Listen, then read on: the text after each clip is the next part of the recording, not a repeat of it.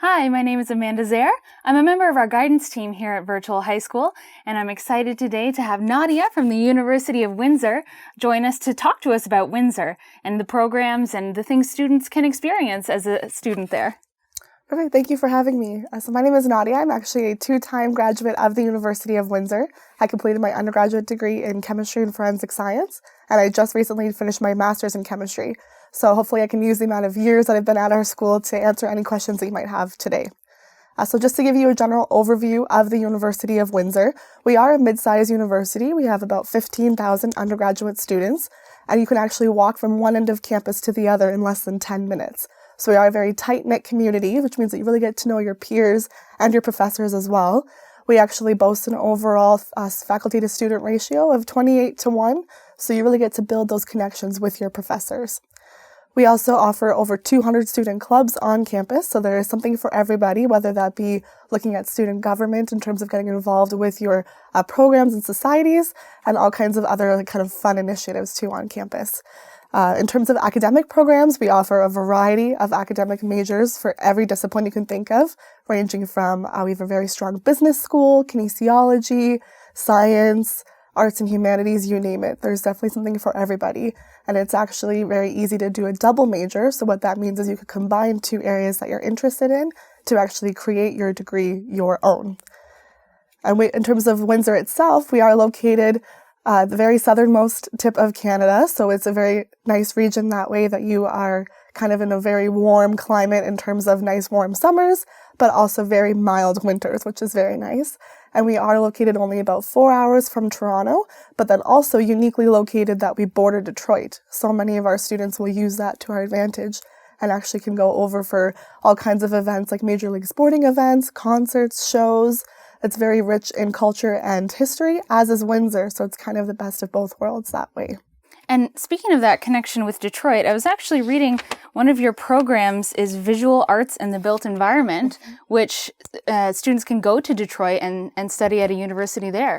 They can, yes. So it's actually a collaboration with the University of Detroit Mercy, where they're kind of setting themselves up to pursue architecture. So they'd be studying a Bachelor of Arts from Windsor and then a Bachelor of Science in Architecture from the University of Detroit Mercy, which is a 5-year program. And then at the end of that 5 years, they could slide right into the Masters of Science in Architecture at the University of Detroit Mercy to finish off their education and be an architect.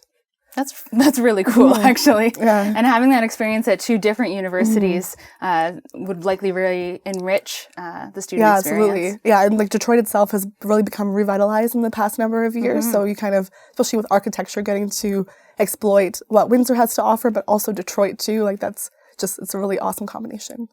So what are some other more specific programs, maybe some more competitive programs that Windsor offers? For Windsor, for sure. So we do have a really strong nursing program. That is one of our more competitive programs. So we do only have about 110 spots open to incoming students from high school. I think the main reason for that is because it is very hands-on. So it's a very hands-on program from day one. Right away, the students get to be exposed to our on-campus simulation labs, but then also their clinical placements start in first year. So they'll have 4 years of experience in the professional setting right from day one. We also have a really unique neuroscience program too, if students are interested in kind of how the brain works and maybe using it as a pathway into professional school or into becoming a neuroscientist. That is one of our really unique programs. Another one I would say would be sport management is another really interesting one that we have. That's part of our faculty of kinesiology, and students are essentially studying sports and how to market them essentially. Oh, and Windsor has a law faculty as well? We do, yeah. We have one of the top law schools in Canada with a variety of different programs. We have a really unique law program where it's actually a dual JD.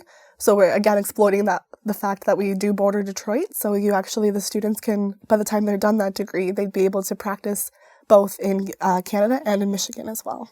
Wow, that seems very valuable, especially if you're going to be living. Yeah, for sure. If they'd be living in that area or just interested in kind of both sides that way. Yeah, absolutely. Wow, that's really valuable.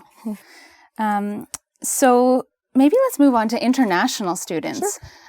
Virtual High School does have a lot of students from all over the world who are studying with us and who do want to apply to Ontario universities. So what is it like for an international student at Windsor? Yeah, absolutely. So actually international students, they make up about 10% of our student demographic. So we are a very diverse university. We actually have an international student center on campus, which is essentially a full team of student support for the international students, whether it be that they have some questions, they kind of help them with their soft landing in terms of when they first arrive to Windsor, kind of how to, show them the ropes and how to get around sort of thing. But then we also, a part of that is our Center for English Language Development too. So if they're looking at maybe they need to expand their English language proficiency, we have a center for that as well. So we're there to really help them in any stage of the game. Right. That's great. And so what other supports are there for first-year students from anywhere? Yeah, that's a good question. So we actually have a student success center on campus that's for every student. And they're a really awesome service because they offer a variety of different services all in one spot.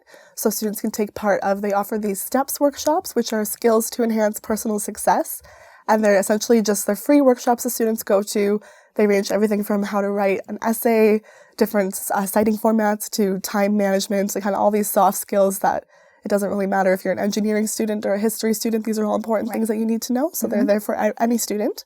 As well as all of our faculties offer a mentorship program.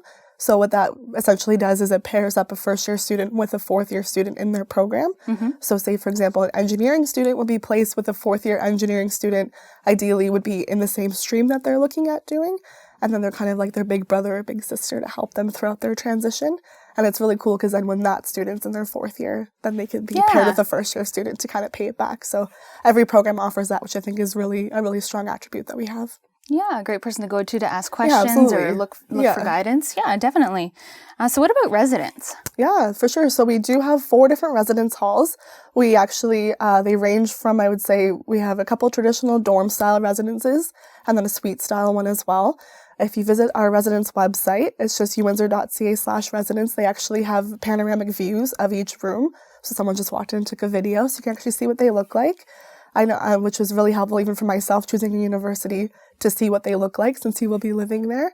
And there's a ton of support too within residence. So you not only get to have that community kind of feel with the campus as a whole, but then within residence, that's an entirely additional community that you get to be a part of.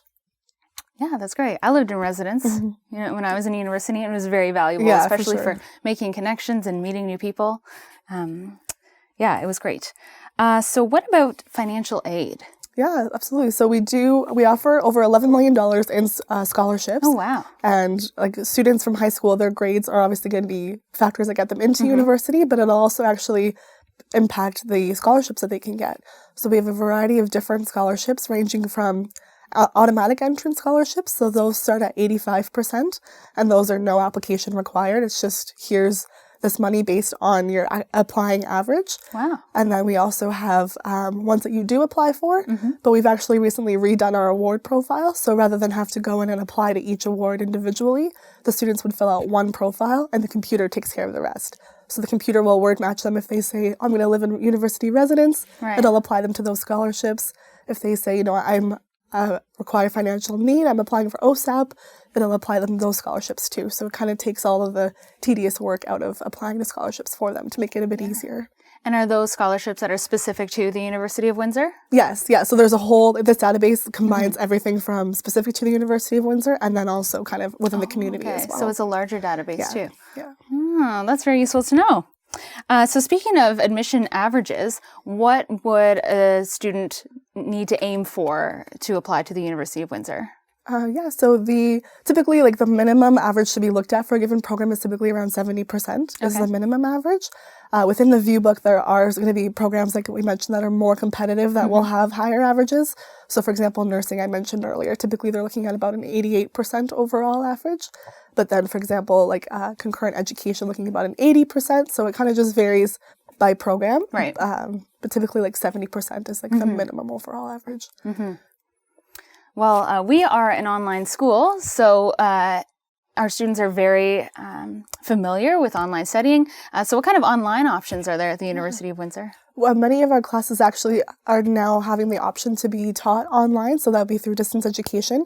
Even in my undergrad, I had a couple courses that they were offered as online classes so that you didn't have to physically be in Windsor to take that class, whether for any program really, and even some professional programs as well. So if individuals are already working professionals and they wanted to maybe add on a certificate to their roster or anything like that, we have those capabilities as well.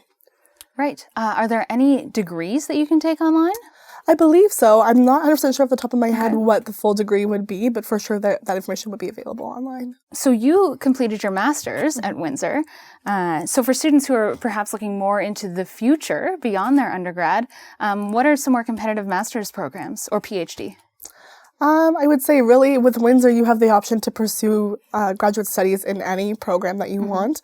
I would say most of our probably maybe most sought after ones are students typically go on for like psychology if they want to be more like a clinical psychologist. We offer those as well. Engineering too is very sought after, especially for our masters in engineering and the PhD level. But really, any program really you have the capacity to continue your studies if the student is interested. And I saw a few programs that were joint, I think Masters of Social Work with a law degree. With a law degree, yeah. Yeah, that seems really interesting. Yeah, so for students that they might not even already have a social work background, or maybe they do, and they really want to expand on that, while also having getting a JD, a law degree at the end, they have the capacity to essentially combine their two areas together, which is really awesome. Yeah, that is. So I wonder if we could switch gears a little bit. What is the city of Windsor like? Yeah, that's a great question. So Windsor is actually, I believe, the fourth most diverse city in Canada. So it's extremely diverse. Yeah. Very rich in history, art, culture, but a ton of great restaurants too. Like amazing cuisine in Windsor. Even at the university, you can like walk down the street from where the university is and get everything from bubble tea, like authentic Thai food, Chinese, you name it. It's delicious. So it's really awesome to kind of be immersed in that culture. And we have festivals throughout the year too that kind of celebrate the fact that we are so diverse. So it's a really nice kind of community to be a part of. Yeah. You touched earlier too on clubs that are at the university. Maybe there's volunteering. Could you elaborate more on that? Yeah, for sure. So with the student clubs, there's actually a clubs week at the start of each semester. So in September and in January, where all of our clubs, they essentially set up a big fair in our student center. And the students can kind of walk around and see if anything sounds interesting to them, if they might want to get involved. So that's potential volunteering experience that way. But then there's also, we offer a volunteer internship program. So that's essentially, if the student is interested in getting volunteering experience within the city of Windsor itself, we have a team of staff that actually work with them to place them wherever they want in the city, depending on what type of area that they're looking to get experience in. And then that will go actually on their co-curricular record as this is something in university that you did, which is really awesome. Yeah, that is great. And that would be good for resumes? Absolutely, yeah, resume building for sure. Yeah. So what about co-op opportunities then? Maybe a more paid way to get experience? Yeah, for sure. So we do have a few programs that have a directly labeled co-op. So that would include kinesiology, physics, engineering, business, and computer science. So if it as a labeled co-op, it just means that it's a separate work term that there actually is their co-op. But every other program has a co-op in some way. It's just not labeled as a co-op. Many of them will have internships. So for example, our chemistry and biochemistry programs just started a new internship initiative where the students can go into the community or even outside of Windsor, nationally as well, and kind of work in the field in an area that they're interested in. I myself, with my forensics undergrad, I did a practicum, so all forensic students get that, and they actually you get to shadow a working professional in an area of forensics you're interested in. So there's definitely a component of that kind of experiential learning embedded in every program, which we're really proud of that component. And that would be for academic credit? Yes. Right. Wow, that's great. And then you can get connected to some industry professionals. Yeah, get some experience under your belt, which is really valuable for applying for jobs after school. Exchange programs, are there opportunities for that at Windsor? Yeah, we do. We actually have a really strong exchange program. What the students would do if they're interested is they would go right onto our exchange website, and it filters by program the countries that are compatible. So if I'm interested in biology, I could go on the exchange website, click biology, and it'll show me a list of all the countries that I could potentially go for exchange. And that way you can see kind of what areas you could travel to if any of it sounds interesting to the student. The earliest that they could go would be in their third year. So typically in the second year is when they would be laying the groundwork, kind of making those arrangements. And then they could go for as long as either one semester or a full school year, depending on how long they wanted to go for. But we have a team of staff in our exchange office that they work with the students to set up their exchange, but then also while they're away, kind of act as their support if they need anything while they're gone. That's great. One thing I did see on your website was that you have an app. We do. What would you use that for? So we have the one that they just launched is actually our Safe Lancer app. That's what they're referring to. So that one is actually all of our campus safety features in one app. So it's our campus police and emergency response team. Essentially, it's like a quick access to them if you needed kind of a direct gateway chat. But it's also a way for if a parent downloaded this app, they would do like a direct message through the app if there was ever an emergency on campus. Oh, okay. So it'd be a way for parents as well to be kind of pinged if something was happening. Yeah. But also to connect students to various services on campus. We have a really awesome initiative called Walk Safe. So it's a student volunteer group that essentially if the student is studying late somewhere on campus and that they don't want to walk home by themselves, they can message Walk Safe through the app, and then they would send 2 students to meet them, a male and female, and they would walk with them back to their car, to their dorm, to their house off campus. So it's a really, really cool feature that it kind of connects all of those safety features into one place. Yeah, that's great to use technology to help increase for sure. safety on campus. So do you have any campus open house days coming up that students could attend? Yeah, we do. So our fall open house just happened, but the spring one will be on Saturday, March 7th. And if they're able to attend that event, it's a really great way for them to meet current students, professors, get a campus tour. We'll have a huge info fair throughout the day that they could informally talk to professors and students, but also hear about all the services that we have on campus. There's always a free lunch, which is nice. And then all of the residence halls will be open as well, so they can kind of see what life on campus would be like. But if they can't attend the open house, we offer campus tours every day, Monday through Saturday. And if they visit our campus tour website, all you would do is it comes up with the calendar, so they can pick essentially any day of the week that they would want to come for a campus tour. And then no matter which side they come, the campus tour guide will actually be a current student, so they can really get that student experience from the current student themselves. So if the student lives on the other side of the world, how could they experience Windsor to see if it's a good fit for them? Yeah, so we actually have a virtual tour that just launched a couple years ago on our website.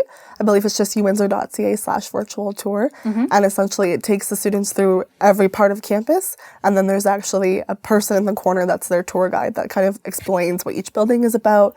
And you can go inside each building too. So it's a really great way to remotely take a tour, because we've kind of gone through and essentially added in all these video components for this virtual tour so you can see what the campus is like. That's great. Well, Nadia, thank you for being here today. Is there anything else we didn't touch on that you would like to speak about? No, I think we covered the basics. Thank you so much. Okay, great. Well, it was great to have you here. So thanks for tuning in, everyone. Remember to follow Virtual High School on Facebook, Instagram, and YouTube, where we will post both this video and other videos that are in our series. All right, thank you so much for joining in today.